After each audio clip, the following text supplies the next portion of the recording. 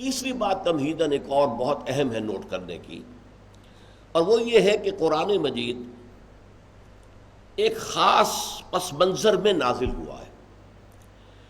Time and space کا ایک خاص جو ہے حصہ اس میں نازل ہوا۔ سن 610 عیسوی سے لے کر 632 عیسوی تک قرآن نازل ہوا۔ یہ زمانہ نزول ہے قرآن کا۔ نمبر 2، ایک خاص علاقے میں نازل ہوا ہے، حجاز میں نازل ہوا ہے۔ حجاز ہی میں مکہ بھی ہے، مکی صورتیں، مدینہ بھی ہے، مدنی صورتیں۔ پھر حجاز میں آپ کے سفر رہے، تبوک کی طرف گئے تو کچھ صورتیں نازل ہوئی، آیات نازل ہوئی۔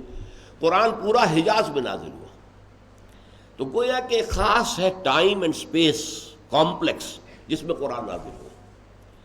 اب اس وقت اور اس علاقے میں جو قوم آباد تھی، جو لوگ آباد تھے، وہ قرآن کے اولین مخاطب تھے۔ سب سے پہلے قرآن انہی سے خطاب کر سکتا تھا، ہندوؤں سے، چینیوں سے، رومیوں سے ان سے تو خطاب نہیں ہو سکتا۔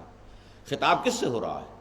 وہ لوگ جو اس خاص پیریڈ میں 610 سے 632 تک جبکہ قرآن نازل ہوا، اور اس خاص علاقے میں وہ حجاز کی پٹی ہے، پہاڑی علاقہ ہے، اس میں جو لوگ آباد تھے وہ اولین مخاطب تھے۔ اب ان کا ذہنی پس منظر کیا تھا، ان کے عقائد کیا تھے، ان کا معاشرہ کیا تھا، ان میں خرابیاں کیا تھیں؟ ظاہر بات ہے کہ جس کو ہم کہیں گے کہ جلی انداز میں تو انہی چیزوں پر بحث ہوگی اور ان کی ذہنی سطح کے مطابق بات ہوگی۔ وہ ان پڑھ قوم تھی، ان سے فلسفیانہ مسائل پر بحث کی جاتی تو یہ تکلیف مالا یطاق ہو جاتی، نہ ان کی سمجھ میں باتیں آتی۔ ہمیں تو جیسا کہ قرآن کا مقصد تھا انہیں موٹیویٹ کرنا ہے، انہیں تیار کرنا ہے، تو ان کے ذہن کی سطح سے قریب ہو کر بات کی جائے گی تبھی وہ موٹیویٹ ہوں گے، ورنہ ان کے سروں پر سے بات گزر جائے گی۔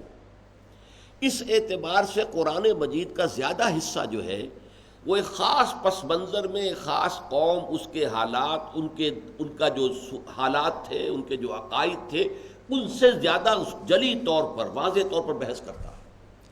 لیکن اس کے ساتھ ہی قرآن ابد الآباد تک کے لیے ہدایت نامہ ہے۔ 20ویں صدی کے لیے، 21ویں صدی کے لیے، اور بھی کوئی صدیاں آنی ہو تو ان کے لیے ہدایت نامہ قرآن ہے۔ علم بڑھے گا، سائنٹیفک نالج کا ایکسپلوژن ہوگا، انسان کا عام ذہنی جو سطح ہے وہ بڑھے گی، لیول آف کانشیسنس بڑھے گا، تو قرآن کو وہ ہدایت بھی دینی ہے جو اس دور کے لوگوں کے لیے مناسب۔ یہ چیز قرآن مجید میں خفی انداز میں ہے۔ یہ جلی اور خفی دو الفاظ نوٹ کر لیجئے۔ جلی انداز میں، واضح انداز میں، اور میکسیمم حصہ جو ہے وہ بحث کرتا ہے اس سطح پر کہ جس پر کہ اس وقت کا وہ معاشرہ تھا بالفعل، جو اولین مخاطب تھے۔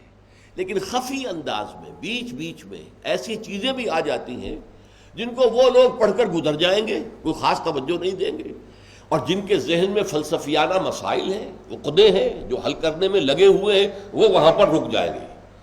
وہ وہاں پر اپنی جو مائکروسکوپ ہے، ذہنی مائکروسکوپ، اس کا جو ہائی پاور لینس ہے اس کو لگا کر ٹک جائیں گے، وہاں پر اس پر غور کریں گے۔ تو آج کے اس درس میں اس کی بہت عمدہ مثال آپ کے سامنے آئے گی۔